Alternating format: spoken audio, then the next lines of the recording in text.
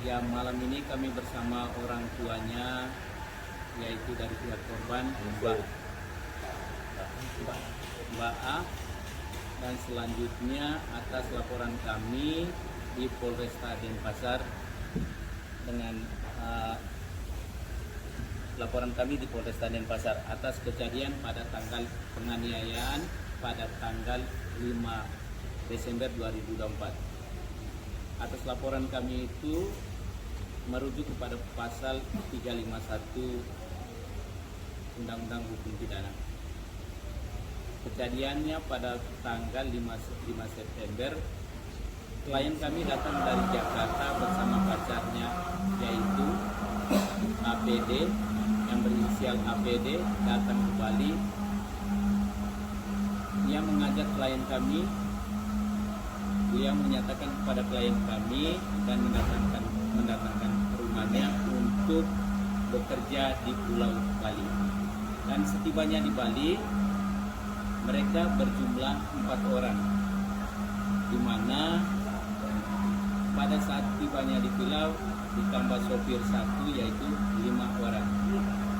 Setibanya di villa sekitar pukul 20.00, dan selanjutnya klien kami yaitu selaku korban, ia menyiapkan buah untuk konsumsi bersama. Selanjutnya pada pukul 22.00,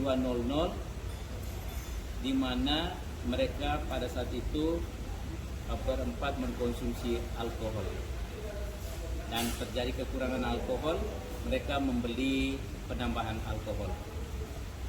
Pada saat itu sekitar klien kami sempat minum tapi sedikit, dan klien kami ia kembali ke kamar dan mengenakan pakaian tidur, di mana pakaian itu sedikit transparan. Dan pada saat itu klien kami datanglah temannya si APD ini membuka pintu kamar, dan klien kami itu si korban selaku korban menegur, kenapa kok kamu membiarkan temanmu untuk buka tutup pintu sementara saya menggunakan pakaian transparan agak terbuka. Dan selanjutnya setelah itu si APD ini menarik korban ke kamar mandi, langsung ditampar pipinya pertama kali, dan korban mendorong beliau, dan setelah itu terjadi penganiayaan. Pada jam 1 malam, si korban ini, si pelaku ini masuk ke kamar, dan korban masih di kamar mandi. Dan untuk menyelamatkan dirinya, korban itu atau klien kami mengunci pintu. Setelah mengunci pintu, jam 1 malam, ia terbangun. Ia menghubungi temannya dan keluarganya.